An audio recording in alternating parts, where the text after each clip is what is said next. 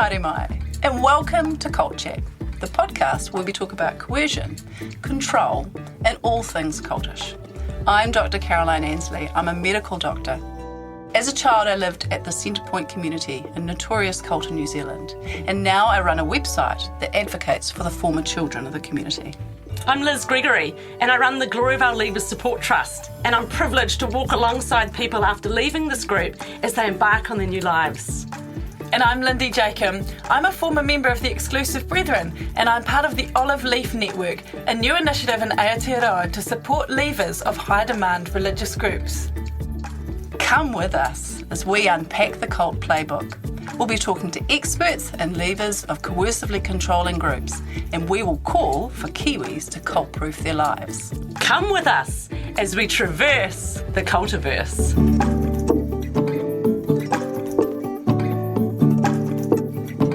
A warning, this podcast contains references to subjects and discussions which may be difficult for some people to hear. Please take care of yourselves and your whānau when listening.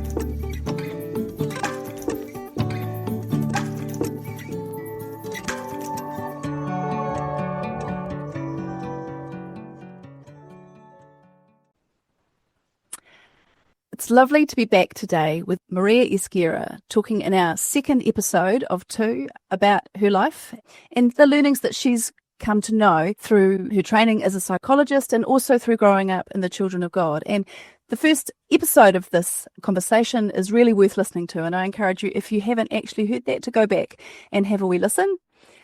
Now we're going to roll on to the next half of our conversation. Nice to have you back, Maria. Thank you for having me back. It's good to see your smiley face. So we were just talking a bit before we wrapped up last time about what it was like for you to grow up in the Children of God, which was the cult that you were in.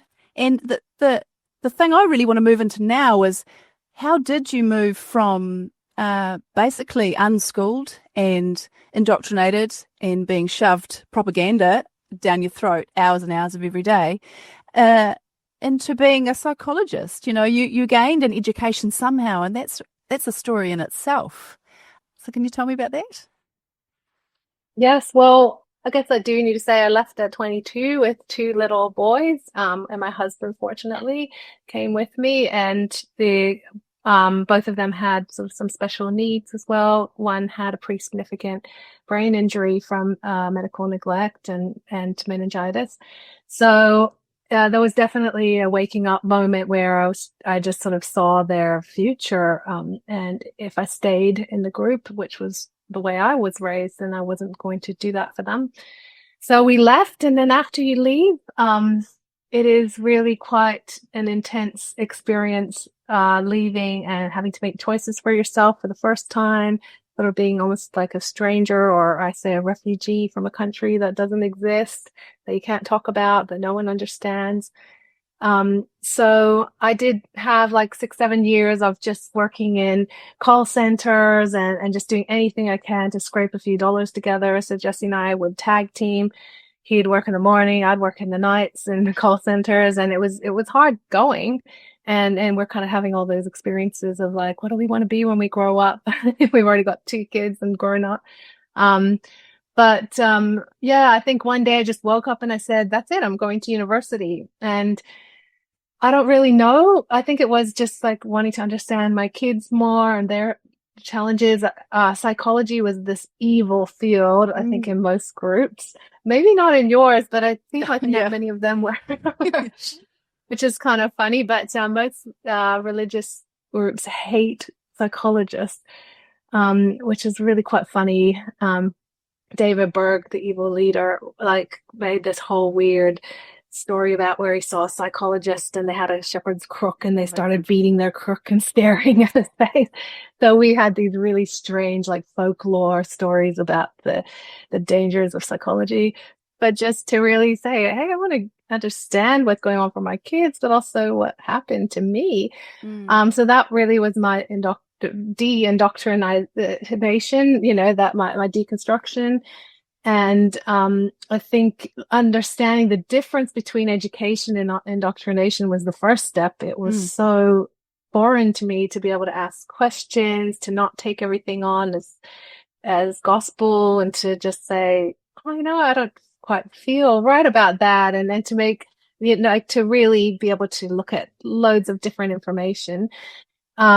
And I think a lot of the social psychology was really important for me to understand group behavior and obedience to authority, that almost 65% of us will just pretty much murder someone because we're told to by an authority figure, which really makes you think, be careful who you follow and trust. And some of these other studies that, social proof, how we'll pick the wrong answer just to be part of the crew, because it just makes us feel so weird and uncomfortable. It's a science of influence, isn't it? It's science, absolutely, group behavior.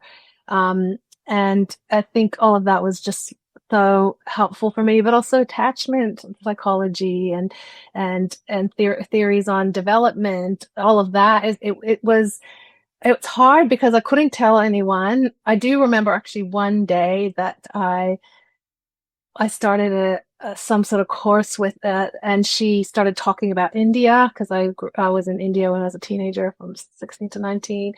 And then I sort of just saw her at the lunch line, and I just said, I grew up in a cult.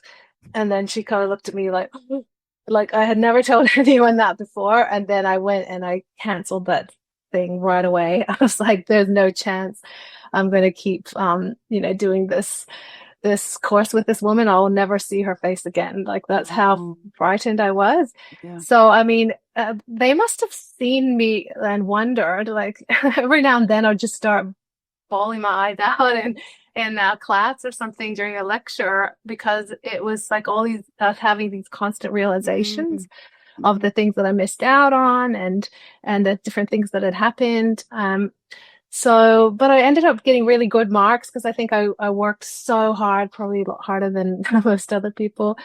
And I think it was, it was just such an important. So I encourage everyone to get some form of proper education when they leave these groups. Tara Westover's book, Educated, I think is one of both of our favorite books. And she's, one of her quotes is, everything I'd worked for, all the years of study, had to be to purchase for myself one privilege, to see and experience more truths than those given to me, and to use them to construct my own mind. So I became, I believe that the ability to evaluate ideas, histories, and points of views is at the heart of what it means to self-create. So thinking, being able to analyze information, to think, like, that is part of creating yourself. It's such an important thing, and it's a big part of me now. It's the opposite of what the cult leader wants for you. They want your thinking to stop at the start, at the point it starts, really, at the point that you start to individuate at 12 or 13, or whenever you're starting to really go, this is, who am I? How do I step into the next? What steps do I follow? What path do I go? What messages do I start to listen to that tell me who I am and where I should be, and what is correct and what isn't, and all those questions that are really normal adolescent questions. I mean, you have them when you're earlier, but you really start to look beyond your parents or your authority figures when you're a teenager, right? And the cult just wants that to stop. Do not move. We just want you to stay as that little robot, that little soldier that you often like to say. We don't want a thinking, critically analysing, independent, thoughtful creature. We want that robot. So education is the opposite of what we had. And I think it's good to remember that not all organizations or places that teach are actually there to educate you as well. Some of them are indoctrination, and I think we got to push back on that too. So it's not a black and white thing that, education is perfect and this is bad. It's like, you need to know what good education looks like, and that is to open your mind to be able to have informed decisions, because I think you're just so much information is kept from you. So like in the case of my son getting sick, I had no idea that he had an infection in his brain. I was making the decision of putting olive oil on his head and singing in tongues, and from the information that I had, it was a spiritual warfare, and I had committed some spiritual sin, and that's all I knew as a teenager. And so I was doing the right thing with the information I had at the time, but I didn't have access to the right information. And when you give good people bad information, they make bad decisions. Absolutely. So that's the main thing. It's not bad people, it's bad information. Bad given information. to good people. So I think it's really important. And I think there's something like Cochrane Libraries. I don't know if you've heard of that one, but it's a really good place to go because it's got a plain language summary. So you can go in and you can put in some information and say vaccines, for instance, and you want to actually see if they're good or not, just instead of just taking someone's word for it. Look at the research on thousands of people, and it will tell you if there's any conflicts of interest, and it has to do that, and it's non-biased, and it will look at a bunch of different studies as well. So those sort of places are really good to know where to go to, because a lot of people don't know where to go for good information. Yeah. So that was so beneficial for me to make smart decisions for myself and my family. So we were skirting a little bit around this idea of some of the developmental concerns that I was saying about young people and adolescents and what the job is of adolescents, which is really kind of skirting around that whole issue of developmental trauma and what actually happens developmentally for a child or a young person in a cult that is uniquely different from a healthier, more free growing up experience where the child's experience is at the center of their world rather than the child being on the periphery of a group where they just are sort of tag-ons and their needs are not really a concern. The worship of the leader is the primary concern. So, like, what's it like to leave when you are developmentally regressed? You haven't been able to be who you're supposed to be and achieve the tasks and do the jobs in a stepwise fashion, in a milestone kind of achievement kind of way to get to your point that you are ready to adult. Like, what does that look like? Look, I think a lot of us are really hard workers because we've been working, as, modern slavery as children.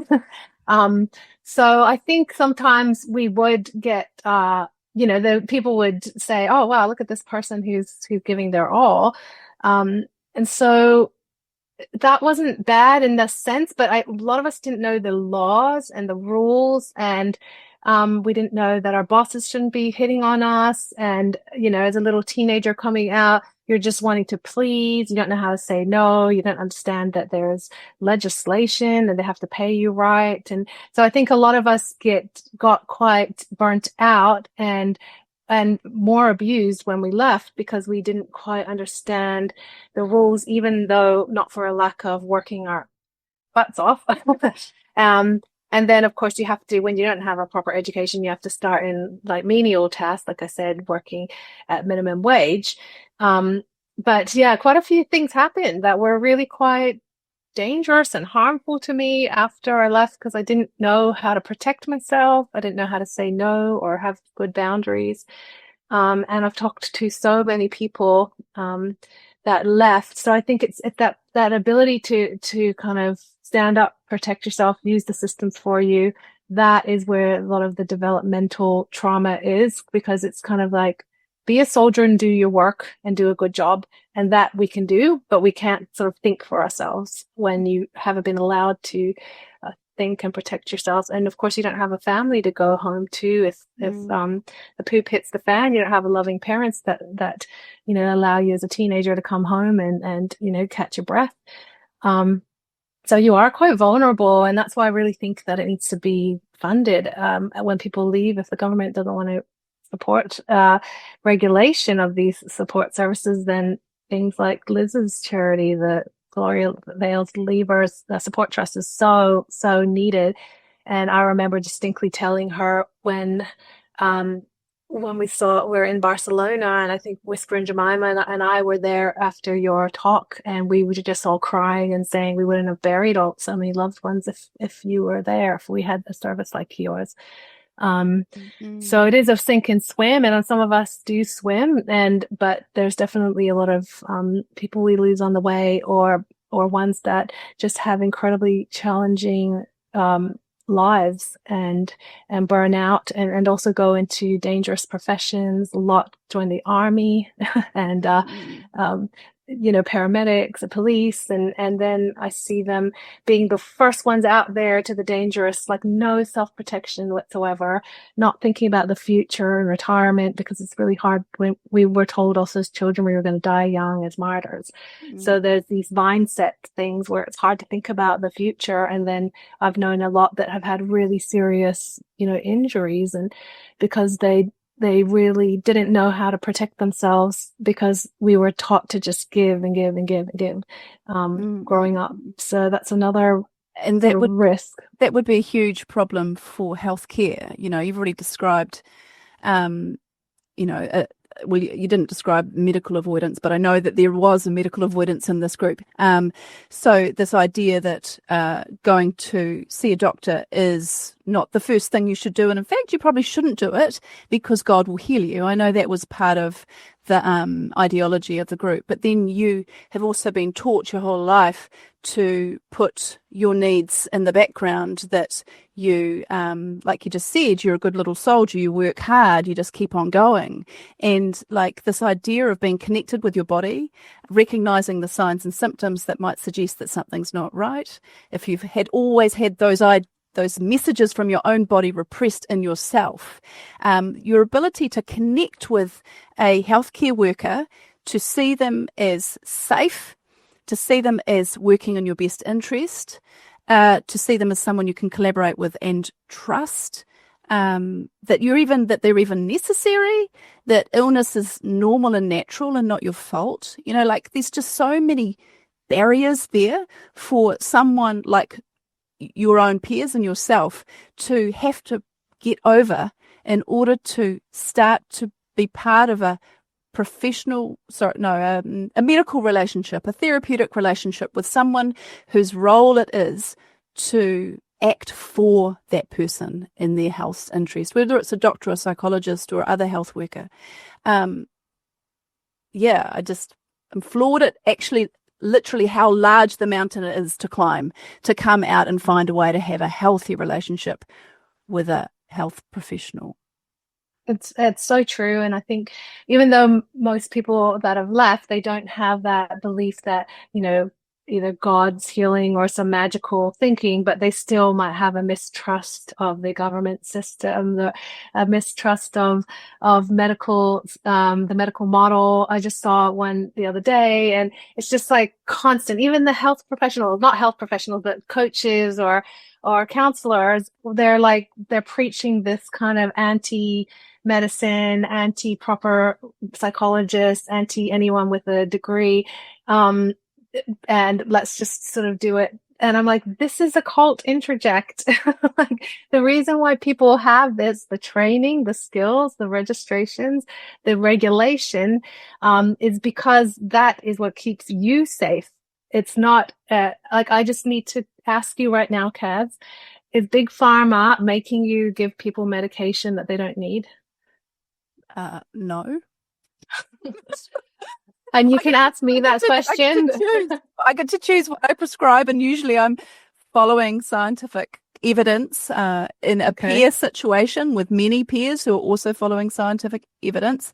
And when we look at research articles, we look at that conflict of interest bit that says sponsored by a drug company, and we don't give that particular bit of research as much credit. We kind of go, oh, well, they were paid for by a drug company. Probably we don't want to listen to them. And yourself, do you have, well, you're not a prescriber. I'm not prescribing, but I certainly don't have any relationships with Big Pharma. They don't take me out to lunches. I don't get any sports cars, and encouraging my clients to be on certain medications. And I always use evidence-based as well, and it's always in their best interest. Everything that we do, we have very clear ethical guides to ensure that we're not being biased and that we're not sort of just taking on our own things. We have to use evidence for everything that we do, and there's very strict regulation around it. And so I'm glad that we have finally cracked this whole conspiracy to put together as registered health professionals. Yeah. So anyone listening, please know that people are on your side. Like obviously there's some that are just a bit dodgy or they don't really listen to you. Finding the right practitioner is really important. The one that listens to you and that takes that little bit of extra time to find out what you need. But there's no big conspiracy to medicate and make people sicker, as far as I'm aware. And a lot of us don't just have emotional, because a lot of people talk about trauma as like emotional thing, but a lot of us have physical trauma. We have physical issues. I think you were telling me about, bowel issues because we were in these communes with like no privacy when we were things like constipation. Yeah. Holding it in. Holding, very much thing.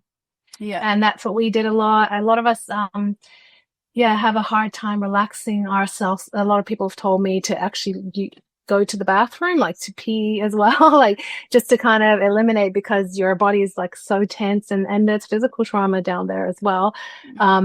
And of course, broken bones that weren't fixed. I actually have a deviated septum because I broke my nose. So I can't breathe properly. I need to go and get that fixed. But a lot of us have both physical and mental health challenges and somatic sort of symptoms. So having a really good relationship with both a psychologist, I'd say, and a doctor, I think is really valuable. And it's been very healing for me as well, just to take care of myself and to start thinking about being an old person. But that's such a weird thought. Weird idea. What am I going to be at 80? Like, I want to be lifting my grandkids off, and well, they'll probably be 20 by then, or who knows. But like those sort of thoughts is like just taking care of yourself, like self-care. Problem, of course, what you said before about that, not necessarily knowing how to make good critical and analytical decisions about information, meaning, and a distrust of mainstream healthcare, means that you may be at higher risk of getting sucked into alternative healthcare that doesn't have any evidence, doesn't have any regulations, and potentially, no ethical standards. So like self-care means different things to different people, right? And if information is what you want it to be, it's a fluid thing. There's not good or bad information, which you've already said. There is good and bad information, and it's not all equal. And the information that one madman rants, I read a couple of your Mo letters, the letters that Moses David wrote, and it's absolute nonsensical rambling. I mean, you information or ideas are not all equal. They're not all equal. So trust, is it not just at the absolute heart of accessing good care, which includes self-care? These organizations destroy trust. To destroy trust with all of the systems. They're always anti-establishment, always. So if they can destroy your trust in education, your trust in medical system, in the justice system, all of those things, those are all the things that will get them in trouble and that will protect you. So even though a lot of us don't have these kind of quackery beliefs, these stupid beliefs from a dumb madman, a lot of us still have those fears, indoctrinations, and it's important to sort of check them because it could put you and your kids in harm's way. It's just important to sort of to start having those healthy relationships with people with the proper qualifications that can actually help you. It takes a long time to get a degree in medicine or a psychologist. Tell me about it. And the thing is, along the way, where all the edges are being rubbed off us as people as well, in this peer network. So like, it's not whatever your doctor or psychologist is saying are the words of tens, hundreds, thousands of people who are all saying, yes, this is as right as we've got right now. And that's quite different from a madman rambling on about utter nonsensical rubbish. which is often it's definitely the case with Bert Potter. I reckon it was the same for David Berg. But we've been talking about health and radicalisation and distrusting of healthcare workers.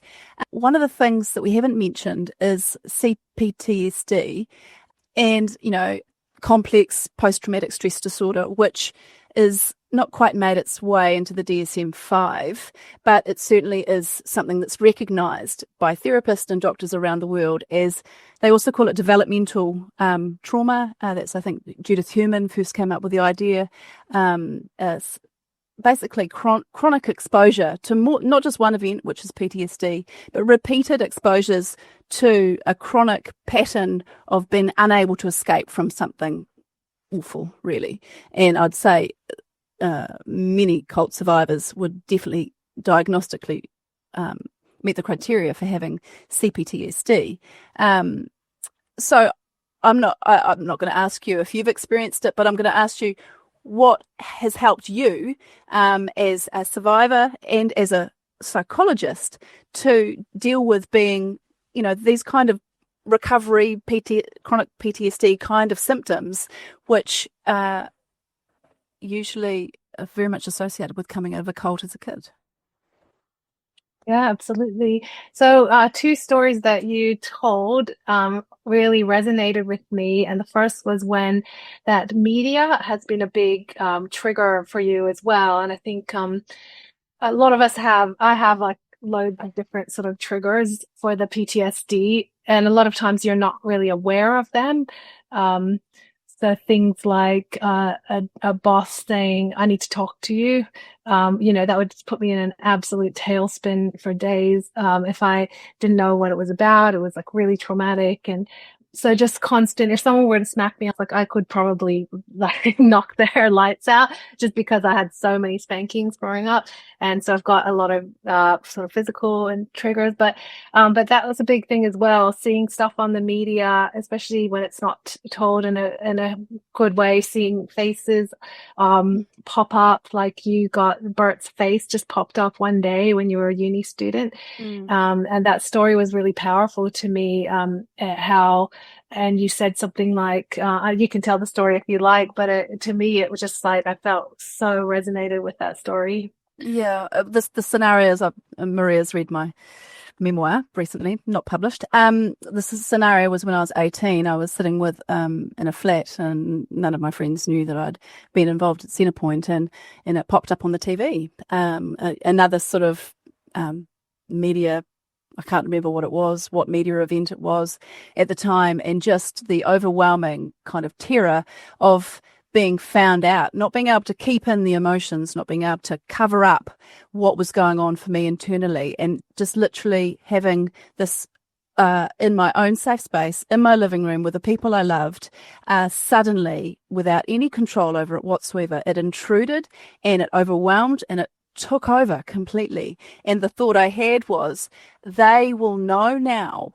They will know I'm not normal. They will, I've been found out. I've been uncovered. My shame has been now is on display, and I don't have any control over that.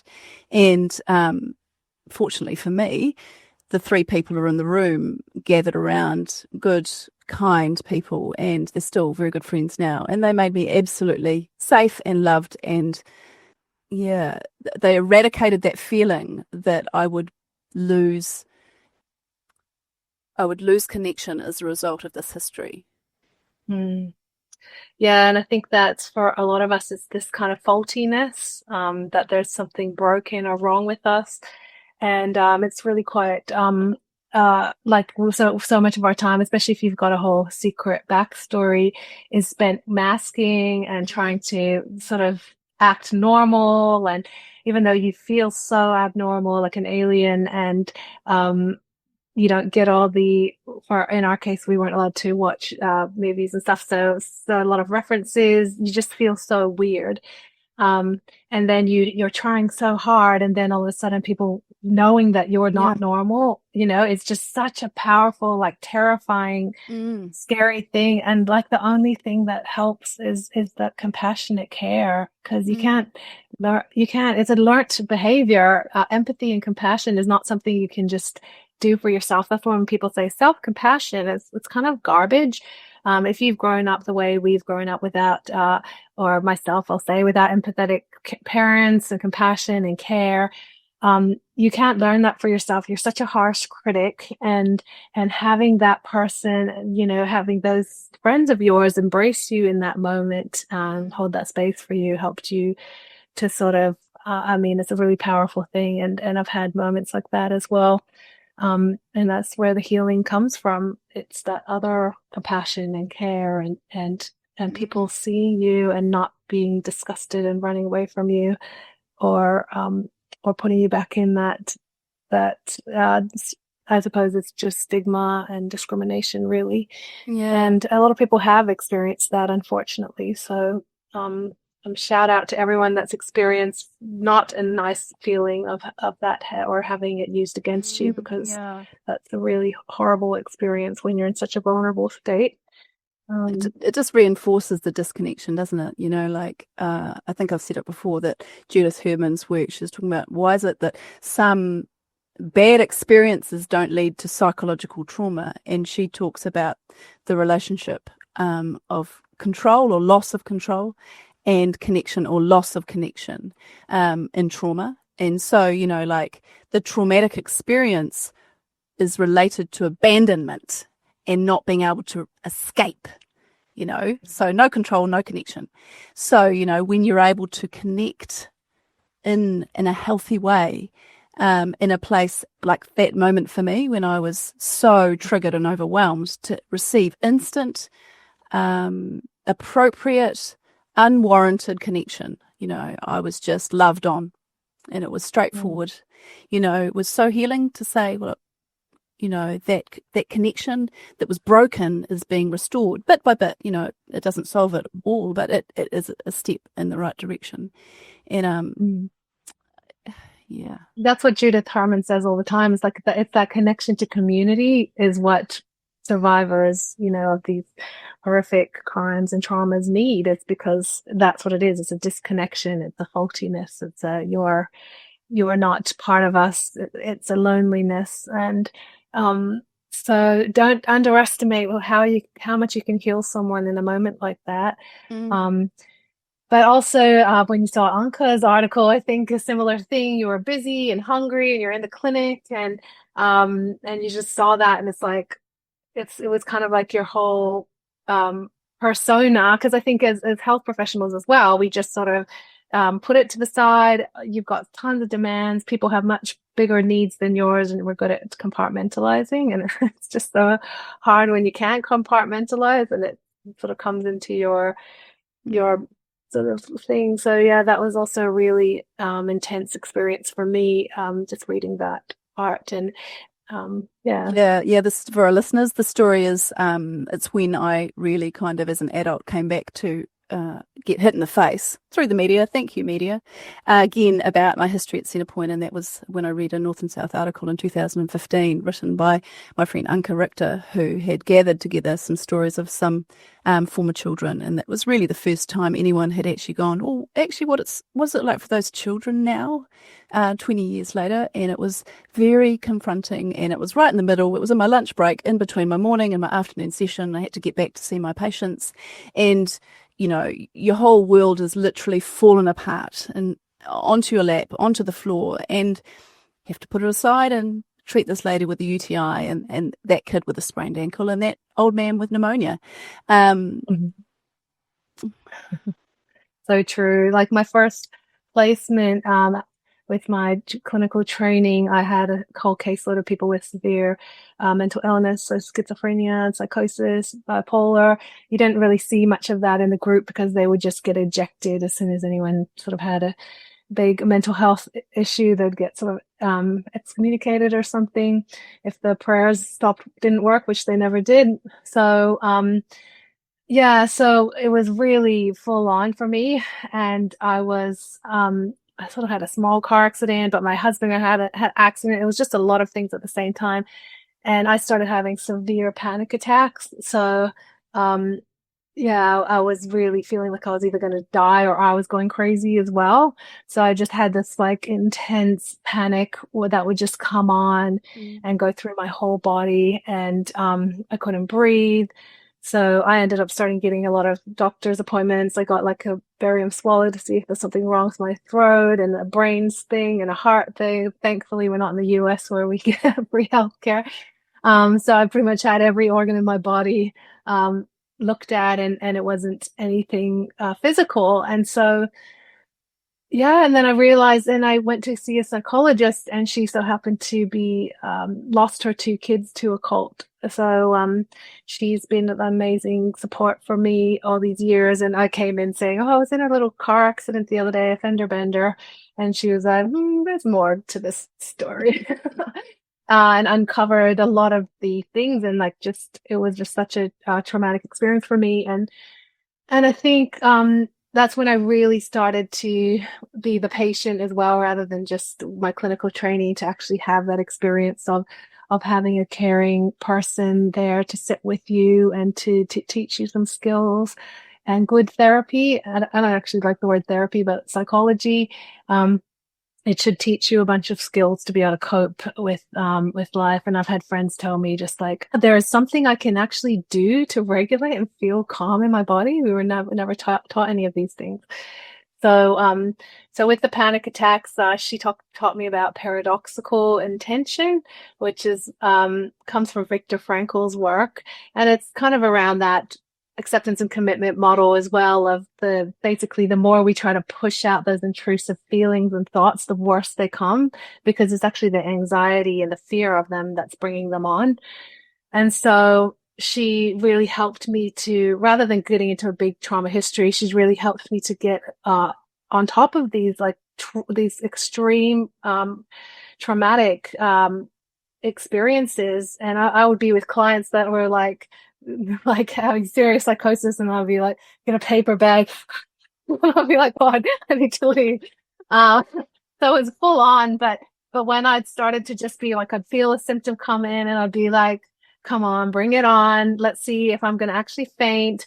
Let's see, am I actually going to hyperventilate, and almost like make a joke in my head. Like, if I faint, this is the perfect place. I'm in a hospital. There's a ton of psychiatrists and doctors around. I could probably have a week off because I'm tired. I would love to just have a week off in the hospital and just like get my feet massaged maybe. So like I'd start going there in my mind rather than I'm going to die. Mm-hmm. And that actually stopped these kind of crazy intrusive panic attacks. And then I really got into acceptance and commitment therapy, which is really, working through those traumatic triggers, or even just that life is hard. It is a challenge. But what makes it something we can actually survive is to make some meaning, to have a value system, and to work towards our values. And we can pretty much get through anything if we have some sort of compass or a value system behind some purpose behind what we're doing. And that really helped me a lot with my kids and my own guilt and moral injury around my son's injury, to really be able to put my stuff to the side and say, okay, what can I do? How can I act right now that's towards a value system and get him the supports he needs? So that was helpful. But other than education and therapy, which were probably my 2 most important things as far as mental health goes, was, I do a lot of things like exercise. At 7:00 every morning, I am lifting something heavy over my head. Like I just have routines for myself, because I think in the cult, there was so much, in ours at least, there was so much, it was regimented. We didn't really have self-control. It was other control, where we were just constantly controlled. And then it can always, so now having that routine for myself and that self-control, I'm going to be working out at this time of day. I do a lot of extreme stuff like the hot and cold therapies, and, long walks, like walking the Camino, and those sort of things. And I have my own sort of spiritual practices. I do a lot of holotropic breathing and almost create like a user's manual for myself. Because I think it's hard for other people to help you if you don't know your own triggers and what your body needs to survive. There's a really good book. It's like a DBT for neurodiversity, and I use it with a lot of my clients, and I use it for myself. It's like, okay, what do I need right now? What are the sensory things that I need to keep me calm? Like I know, like I like sort of dark colors and calming things rather than lots of patterns. And I have a lot of weird sensory needs. My husband will tell you, and like I have to. Yeah, all sorts of things around sleep and everything that I need to do to keep myself well.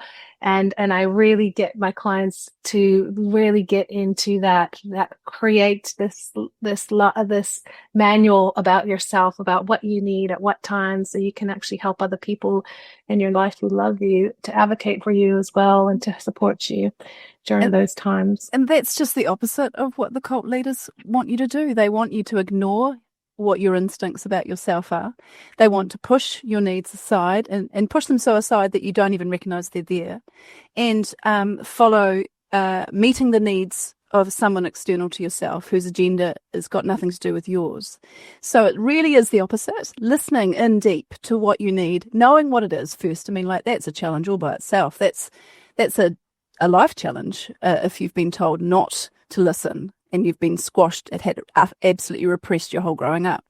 There's so also much pushing thoughts out. Like that is a big cult thing. It's like thought stopping, be scared of those thoughts. There's a spiritual warfare. It's evil. It's bad. Like that is one way to go crazy overnight, because the worst thing you can do, your mind is just like a radio that's playing and processing all the things that you've seen and done. It's not like any thoughts are good or bad or can ruin anything. Thoughts aren't real. They're just like a processing machine or something. So, but I think by making our thoughts so real, and there's this evil thing and there's this warfare and you have to push these thoughts out, you can't think about that. It's so anxiety provoking. And so the acceptance of, okay, thanks, mind. I really appreciate you looking out for me is such a powerful thing when you've grown up in this constant thought, fear and indoctrination. Well, you've taught me so much this afternoon, Maria. I thank you so much. We're going to kind of move towards the end now, and I'm just thinking, is there anything that we haven't covered or that you'd like to just sort of jump in and say before we close? So, yeah, I think you've asked me before why I would ever do this and put my and I do remember actually the first time I went eat publicly was just before decult, the day before, when I called you and had a big meltdown with you and you talked me down. That was my moment of care and compassion and connection. So I didn't feel, because I felt so ashamed about that story. I really felt like I looked like a weirdo. It was this, now they'll think I'm not normal. I've spent decades trying to create this persona and this life, and you really helped me not feel that. So it is a risk, I suppose, when we talk up and we share our stories. It is a risk, but I think our mission is more than that. To just create a world. It's not just cults, but just a world free of coercion in general. Like people with disabilities be, put in these homes and not having rights, and a world where there's a ruling party that's using fear and control and shame and warfare, psychological warfare to destroy people's personalities and their sense of self-sovereignty and their ability to think for themselves and protect themselves and their families. Like this is why I speak up now. And I just really think like true connection is not control and coercion. It's the opposite of that. And true communities and relationships.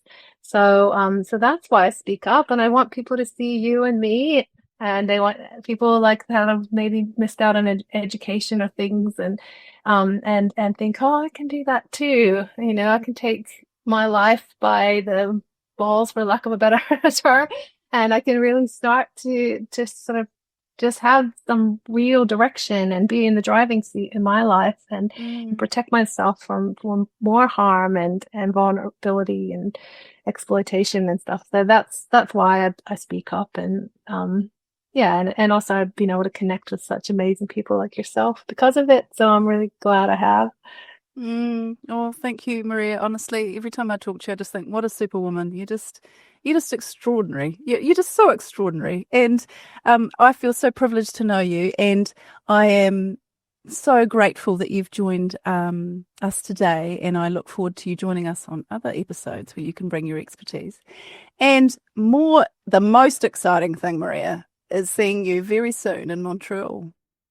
Yes, it'll be fun. And the feeling is completely mutual. Like you've been just such a big part of my journey and making me feel proud of myself and empowering me.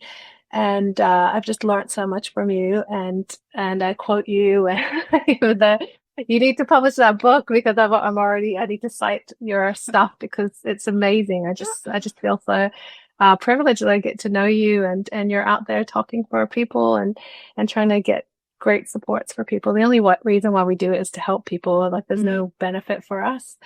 So this is a benefit. Meeting you. This is the benefit, the connections. Yeah, absolutely. It's a massive benefit. Yeah. All right. Well, with that, warm fuzzies, super warm fuzzies, mutual, high five, you're awesome. We'll sign off and we'll see you another time. Thanks, Caz. Okay, bye-bye. Bye-bye.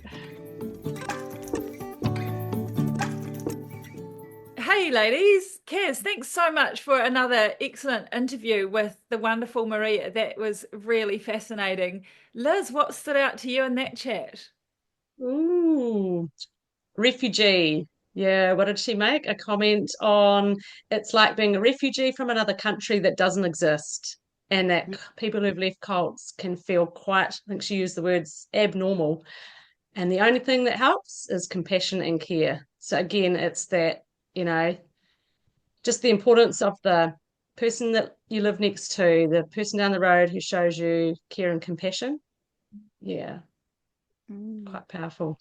Critical that is, yeah. And I absolutely loved her discussion and reflections on the incredible power of education. And I could not agree more, but also just what a challenge it is for former cult members to get an education when you've never learned how to think properly. Oh my gosh, there's so many hurdles to overcome, and the kind of the trap of just thinking that there's black and white answers for everything that need to be found, and just sometimes there's not. I mean, one memory jumped out to me from my own experience. I remember the first time walking into a university library and looking for something on a particular topic and noticing books by people who on the same topic but who had polar opposite views or divergent views or combating views, or even books that were like, here are 4 views on this topic, because to my whole upbringing such a concept was absolutely foreign. You only had things on your bookshelf that were all in complete agreement with one another. And like, it blew my mind that this is okay to have a book with 4 different views, and the whole purpose is to give me different views to help me to critically weigh up and assess the different views. Like, no way. But honestly, in the group that I was from, that kind of thinking was not at all encouraged or allowed, especially from positions of authority or education. So and I loved her Tara Westover quote. Like, if anybody hasn't read Tara Westover's book Educated, it's a powerful read. So well, I think one of the things Maria will probably be a bit embarrassed about this, but Tara Westover's book was one of the most moving books I read in whatever year it was I read it. And then when I met Maria, I just thought, there's another Tara Westover right in front of me. She hadn't written a book, but my goodness, she'd lived it. And, I loved her conversation about the difference between indoctrination and information. And that's where critical thinking skills are. That's where deciding to weigh up and to measure and to discard, to develop, ideas comes from. And that's, You can't do that in a cult, particularly if you're a child in a cult, because that capacity never gets developed. In fact, it gets absolutely squashed as soon as it starts to form, to serious consequences for children who become adults and then leave. Because how do you protect yourself in the world if you don't know how to determine the truth from lies or just poor information? It might not be lies, it might just be Or poor risk. quality or risk. Exactly. Yeah. She spoke about the risk, where your own needs have gone to the background. You can leave, but you're getting into dangerous jobs, and there Yes. can be that need and desire for adrenaline. It's sobering because we've seen that play out in various ways as well. I think something that jumped out to me was the reminder of our time in Barcelona, and she spoke of it in that episode, but I've never forgotten that moment that at the end of the seminars that I'd run on the Esguerra Leaver Support Trust, and just, was it a blueprint for success? Is it something that other people in other countries can pick up and run? And the tears that were in her eyes when she said, if we had that level of support, or any, even a small bit of the support, we wouldn't have buried so many of our family. And I still find that very moving, because as I sat there with those ladies, I realised they've all buried a lot of people who just couldn't make it through. They couldn't. That's the thing, is that this generation of this particular group, the second and now third generation, because they're having children, they are dying, and it's sobering. It's serious. They're dying by suicide at a rate that well, we don't know how many there are, so it's hard to work out what the rate is. But when I think in her study she said that one of the things she asked this group, and I'd have to double check the facts, but I think it's something like many people knew 8 or 9 people who had suicided, and it was those kind of numbers, like in your personal circle. It's too high, Sometimes and 1 or 2 in a family. Like, it's significant issue in the children of God, and that might go hand in hand with the fact that Yanya Lala said that she believed it's literally one of the worst cults in history, like just the level of abuse and all kinds of abuse, and that would make sense, that people's lives are just entirely devastated and derailed by this group. And what worries me is it began quite theologically similar to Glorival. It obviously went off on another level altogether, but a lot of similarities there which are pretty disturbing. So just the level of trauma. It just highlights that the consequences for second and third generation or multi-generation kids who are born and raised, they just keep going decades and decades after leaving, and the challenges are large. And I really enjoyed at the end of the interview where she started to talk about some of these practical things that she does in her day-to-day, with the knowledge that she's gained from knowing herself, being able to be the expert on herself, and knowing what she says, something about writing the manual of her own self, and encouraging her clients as a psychologist to come up with the manual for me, and to be able to work out what she needs to do, things like yoga, doing weightlifting, going for long walks, things that really help her to be grounded in who she is right now. And she was very vulnerable, talking about a professional example of when she'd had panic attacks in her workplace. And I really liked that, because it was just highlighting how we're professionals too, like we're not invulnerable. I remember someone from Centrepoint saying to me that there was only 2 ways that you could be as a Centrepoint child. You could either be completely fine after you'd left, this is an adult, you either completely fine or totally up. That's what she said. There's only 2 options. And I think hearing Maria give this really vulnerable story in a professional scenario was just blown that out. She's a real human just to make clear with your story there, Caz, about that person's reflections, you're saying you didn't agree with them, like they had a very black and white view. No, that's not quite right. She didn't agree with it. She didn't like the fact that she only had two choices: to be totally a total mess or completely fine. That was the narrative from Centrepoint, from the Centrepoint adults, was our Centrepoint kids they're all fine, look at them, or they're a complete mess.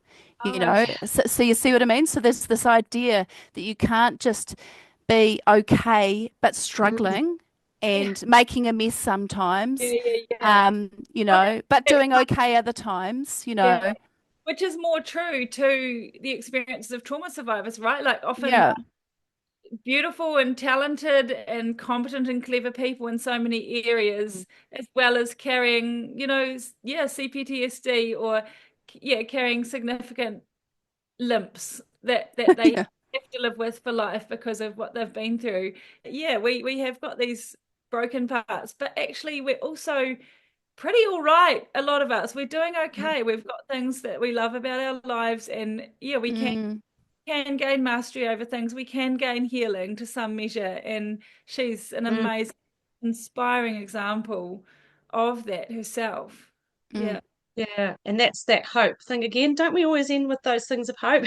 But remember, she also puts it out there that the connection to community is what you need. And so your healing is done not in isolation by yourself, it's actually done in connecting with other people. And so we always need to remember what healthy communities look like versus unhealthy communities. I think she finished the interview with you, Caz, saying that a true community is not control and coercion. So, you know, a true community is care and compassion. So great, you know, C words there, which I guess leads us to the end of our discussion. Anything else there that popped out? I just wanted to say that she's been quite active on podcasts and conversations in the last 12 months, and there's a lot of content out there that Maria has been sharing on her different platforms and social media, and she's saying a lot of stuff right now, and everything she says, well, not everything, obviously, no one's perfect, but she's saying amazing stuff a lot of the time. So if anyone wants to hear more from Maria, we'll put a link in our show notes where you can find more about her and listen to more of her content. Brilliant. And loving the fact she's putting some of the survey results, putting them in sort of infographics and putting bite-sized chunks of those out so that people and survivors from other groups can benefit from that information as well.